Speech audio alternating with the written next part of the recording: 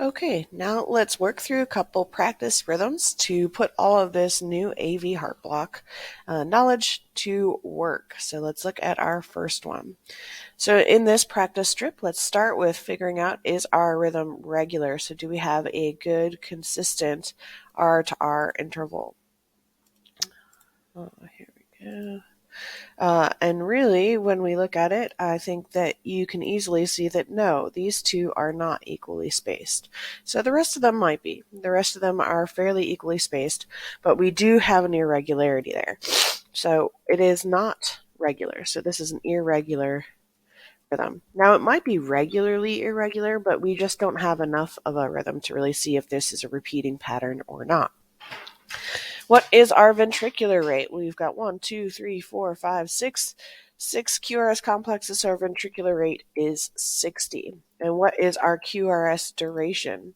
So if we look at our QRS, it starts right here on this dark line and it ends right about here. So we've got about 3 small boxes. So this is 0.12. So it's a normal sized QRS.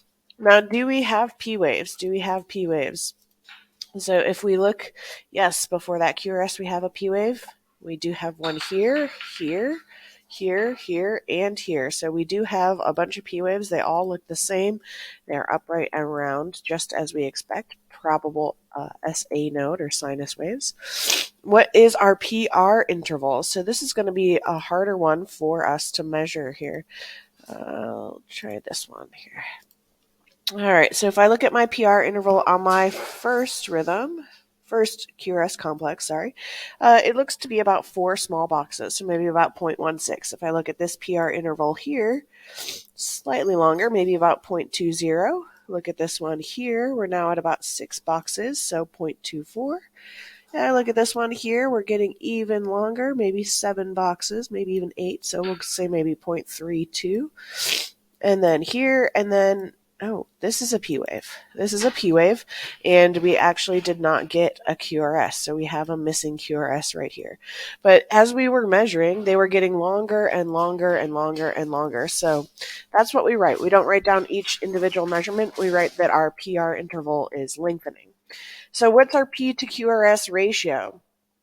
So again, in this rhythm, it's hard to say, because we probably want a longer strip to know if this is a repeating pattern, if this many P waves before we get our dropped beat is repeating, or if it is not. But we can say that this is 1, 2, 3, 4, 5, 6 P waves to only 1, 2, 3, 4, 5 QRSs, or you could just put inconsistent because we don't have enough inconsistent, but there's more P's. We definitely have an extra P without a QRS there. So we don't know which way it's going to go there. Do we have T waves? Yes, we do. There's a T wave, there's a T wave. All these T waves look beautiful. So these are good and upright. We expect these. And our ST segment, if I try to identify, is that in line with the baseline? Right here, it does look maybe just a little bit below. So I drag my horizontal across and you can see that it's just a little bit below, but it's not one full box. Not one full box, so it's not clinically significant. So our ST segment is in line. And this is a nice, perfect rhythm. No artifact. We don't see any extra squiggles or bumps. Our baseline isn't moving. And I can go back and find my atrial rate. Sorry, I skipped over that step. So we do have this one extra P wave. So I would expect it to be 70, but I'll double check. 1, 2, 3, 4, 5, 6, 7. It's actually 80 on this particular slice of rhythm. So that's what we have. That's what we have. And when we put all these pieces together, the thing that kind of stands out the most is right here. This is abnormal. We have a lengthening PR interval. So that is kind of the hallmark finding here. So this is going to be a second degree type 1 AV heart block. Otherwise known as a Winky Buck.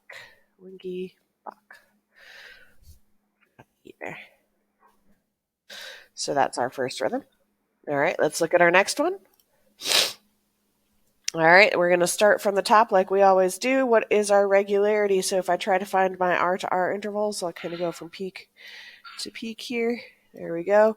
Is it regular? And it is. All of these seem to be about equally spaced. So this is a nice regular rhythm. So that's at least good news. Regular rhythm. What's our ventricular rate? Well, we can do this a number of different ways. It is a regular rhythm, so you might want to try the rule of 300. And here, this one's right on a big line, and this one falls right on the next big line. So our rate is 60. Oops. Ventricular rate is 60. Our QRS looks like I've pre-measured that there at 0.12, but let's double check. So using these lines right here. So we do have our QRS starting right about that light line and ending right about there. So it is about 0.12. Do we have P waves? Do we have P waves? That looks like a P wave. That looks like a P wave. That looks like a P wave. So yes, we do have P waves, and our P waves are upright. They're round. They're exactly what we expect. They look great. What is our PR interval? So our PR interval, let's look at those here. PR interval, so right here, it looks maybe a little bit long, maybe about 5 or even 6 boxes. So either 0.2 or 0.24. So it might be just a little bit too long. Same there. Look at this one here. Same length. So all of our PR intervals are the same length, but they are a little bit long. They are a little bit too long. So that is noteworthy. So PR interval 0.24. Let's see. Yeah, I would call it 6. 0.24 seconds, which is long. So I always like to make just a note, like when I find something abnormal, it helps you keep better track of what you found. What's our P to QRS ratio? So do we have any extra P's? So if I go back and I look at my P wave, and then I look at the space between T waves and P waves, do I have anything extra, any extra little P waves that kind of snuck in there? And no, it doesn't look like. So this is a perfect 1-to-1 ratio, so that's good news. What is my atrial rate then? Well, if I have 1-to-1 ratio for every QRS, then I have a P wave, so our atrial rate has to be the exact same. So we've got 60 for our atrial rate as well. Do I have T waves? Yep, I do. I have T waves. They're upright as well. These ones do look a little bit pointy, but I think that's more a function of that ST segment than the T wave itself. You guys will get into T wave abnormalities more next semester. But our T waves are upright, so that's good. So how about our ST segment? Here we go. If we use our horizontal line, now we can see this one. Here's my line down here, but I've got my ST segment is way up here. It's almost 2 small boxes above, so this is elevated. Elevated. Do I have any artifact? No. This looks like a pretty clean ECG. Pretty clean. No extra bumps or squiggles. Our baseline is staying kind of where it belongs. So then we've got all of our step-by-step units there interpreted. Now we want to go back and say, what is my abnormalities? Well, this right here is my abnormality. I've got a very long PR interval. And then this is something that we just want to mention. So when we're doing this interpretation, which one of our heart blocks has a long PR interval, that is a first degree AV heart block with ST segment elevation here. So that is something to note. All right, let's look at our third practice rhythm. Okay, we're going to start with the same steps. So is our rhythm regular? It looks regular, but I will always double check. So here we go. I'm going to measure one R to R interval. Look at the next one. Yes, they are the same. So this is a regular rhythm. Now, hopefully your eyes have started to get trained. You can say this is definitely bradycardic. Using the 6-second method, you would come up with a ventricular rate of 30. It's probably actually even a little bit less. So I'd probably double check that with R to R interval math. QRS duration. So how is that looking here? If we measure our QRS, so this is going to be a kind of tricky one. So I'd say it starts on that small line there. And I actually think it ends right here. So we do have this kind of weird bump in the QRS, but remember your QRS is almost always, at least in lead 2, going to be very kind of vertical, very straight. So it's easy for me to see the J point kind of being right here as where that ends, and then this is something else. This is something else. It's not part of the QRS. So our QRS itself is narrow, so this is going to be about 0.08, maybe 0.10. Do I have P waves? So let's go on our P wave hunt here before the QRS. Don't see a P wave there. I'm not seeing anything there. I don't see a P wave there. I actually think that might be a P wave. If you didn't see that as a P wave, that's okay, right? You're still figuring it out. But there's definitely not upright P waves before a QRS. You can at least agree with that much. So you could put absent if you didn't see it, or you could put after the QRS, because it does look like it's after the QRS, and it's inverted. So it's this little inverted hump attached right to the end of your S wave there. Either way that you go, it's fine. It'll come out the same at the end. So our PR interval, unable to measure because it's after your QRS. If you saw it after the QRS and you wanted to report the TP prime interval, you could do that, and it is short. So it's going to be about 0.08 seconds. What's our P to QRS ratio? So if you called that a P wave, you would put 1:1. If you wrote absent, you would put more QRSs. So you just got to make sure that those steps line up, that your step-by-step is matching what you said in your previous interpretation.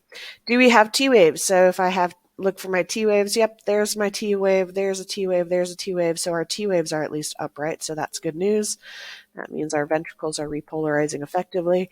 And our ST segment. So this is going to be, again, a little bit distorted in this rhythm because we have this little bump down here. So it's hard for us to see the ST segment, that I would say it's not obvious that it is depressed or elevated. I think that really that P wave messed it up. I think that P wave pulled it down and is hiding the ST segment. So I would put inline. I would put inline or unable to obtain. Can't find it. Is there any artifact? No. This is a pretty clean ECG as well. So let's go back and identify our abnormalities. Atrial rate.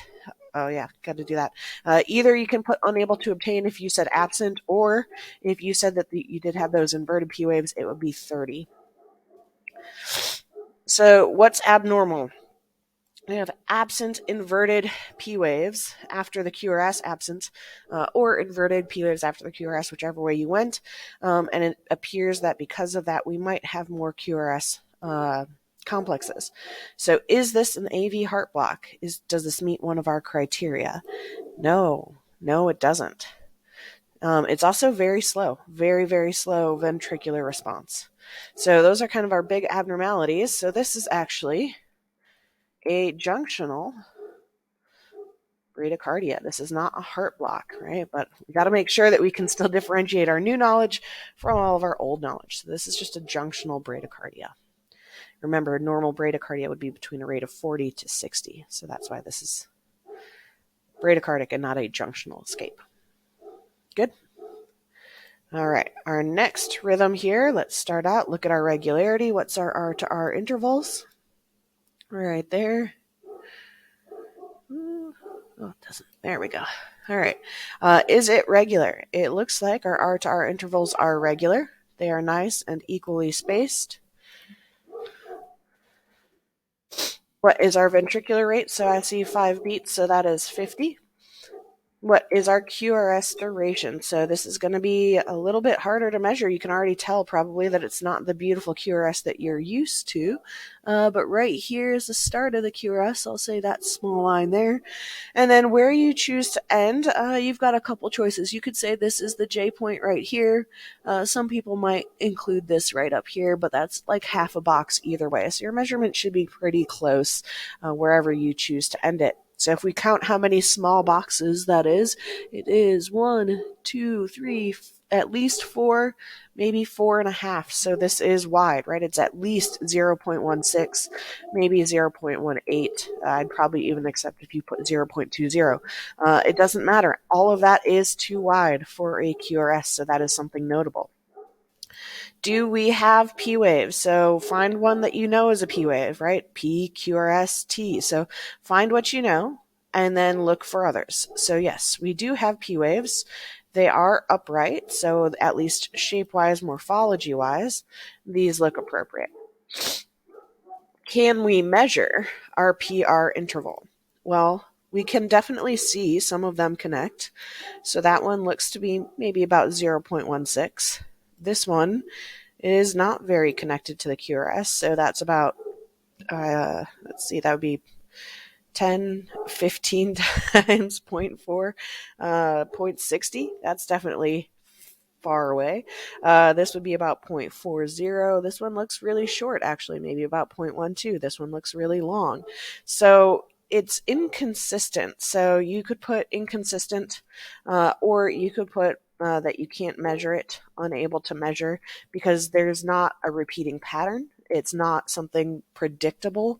So you do have P waves, but your PR interval is a little bit messed up. So what's our P to QRS ratio? So when we kind of have identified that so much here that our PR interval is inconsistent, we already have an idea what our rhythm's going to be. So we're going to go back and check and see if we can find all the P waves in this rhythm. So that's where we should be. So here's a P wave, here's a P wave. Those are easy for us to identify. So if I kind of move this over, where's my next P wave? Oh, and it looks like our next P wave actually belongs, if it is a regular P to P interval, right here. And when you now look at that QRS T wave compared to the others, you can see it does have a different shape. So there's a P wave hidden in there. So let's find our next P wave. Come on, give it to me. There we go. Find our next P wave. That lines up right there. Okay, find our next P wave. And again, this one looks like it might be hidden somewhere in here. It should probably be around here. And that T wave looks a little bit wider and flatter than the rest of them. And let's see if that lines up with this P wave. It does, which lines up with that P wave, which lines up with our next one kind of being hidden on the top of that S wave right before the T wave. So when you march it out, if you're looking for regular P2P intervals because you already have a pretty good suspicion what the rhythm is, you'll be able to see some of these anomalies. If you don't see them right away, that's okay. It takes some training. You can at least identify all those highlighted ones in yellow when you're calculating your atrial rate. So your atrial rate should be 1, 2, 3, 4, 5. 50 would be the low end of what would be acceptable. You can at least see 5 unique P waves, but really the more accurate rate is 80 for your atrial rate because we have these 3 kind of hidden P waves in there. So what's our P to QRS ratio? This one is, again, inconsistent. So we don't have like 2 P waves for every QRS. We don't have something standard or normal. They are not married at all. Do we have T waves? Yeah, we do. Here's our T waves. They're there. They're upright at least, right? So our T waves are good. Our ST segment, try and draw a line through our baseline here. Our ST segment is not good. So again, we've got our ST segment way above our baseline, way above our TP and our PR segments. So this is elevated. Oops, elevated. No artifact though. This is a pretty clean EKG as well. So what did we identify as abnormal? Well, what we found is an inconsistent PR interval, an inconsistent P to QRS ratio, a wide QRS, but it was a regular spaced QRS, and it was a regular spaced P to P interval. So when you put all of those things together, this is a 3rd degree block, AV heart block, or a complete heart block, whatever you want to call it. Either of those are the same. All right, let's look at our last practice strip here. All right, so number 5, is it regular? So my R to R intervals here. Oops. There we go. Is it regularly spaced? Stop. That's not what I want. I want this one. There we go. Yes. So that R to R matches that one, matches that one. So my R to R intervals are nice and regular. What is my QRS duration? So starting right here on this dark line, and I would call this my J point right here. So that is narrow. So it's about 0.08 seconds. What is my ventricular rate? 1, 2, 3, 4, 40. It might actually be a bit faster. Again, on slow rhythms, it's always best to double check it with your R to R interval math. So that would be, this one's actually lined up pretty good. 5, 10, 15, 20, 25, 30, about 36. So it'd be 1500 divided by 36 to get the most accurate heart rate.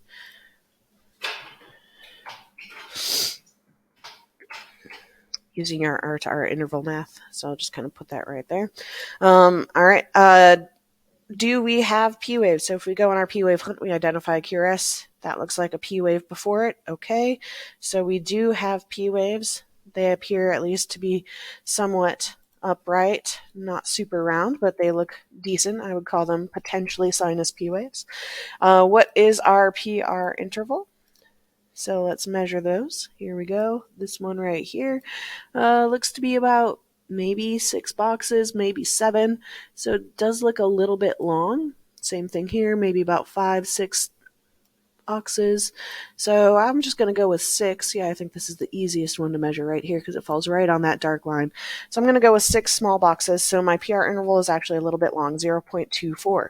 But every single PR interval was the same. So they're all 0.24. So you might be thinking, oh, that's a criteria for first degree heart block. But what is our P to QRS ratio? So we've identified these ones where we measured PR interval as P waves, but as we're scanning across our baseline, this looks exactly the same as this.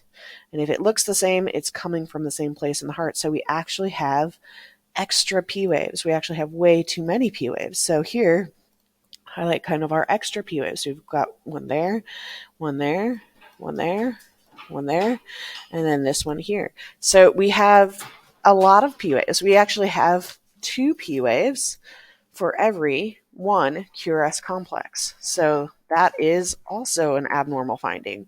Do we have T waves? Yep, we've got T waves. They're upright. They look good. And how is our ST segment? Here we go. Take my horizontal and kind of draw across. You could call it depression, depending on where you called your J point. So I would accept depression here. If you included that last little upswing in your QRS measurement, it would make your QRS 0.12, and then your ST segment would actually be either in line, would be the most appropriate. But I'll accept depression. If you want to call it depression, that's fine. No artifact, pretty clean ECG. So where our abnormality is, well, we've got a long PR interval, so that might lead us to think that this is a first degree heart block, but we also have 2-to-1 for our P to QRS ratio, and that is not a criteria for first degree heart block. Our atrial rate is double our ventricular rate, so it's up at 80. So this right here is kind of the hallmark finding. 2 P waves for every QRS, but every PR interval that does connect to a QRS is the same. So this is a second degree type 2 AV heart block. So this is your Mobitz type 2 heart block. And that one is a little tricky just because usually the PR interval in a Mobitz 2 is normal, but it meets the most important criteria for Mobitz 2. You won't have extra P waves in a first degree heart block. All right, that was our last practice rhythm. Hopefully you're feeling a little bit stronger with your AV heart blocks. Have a good rest of your day.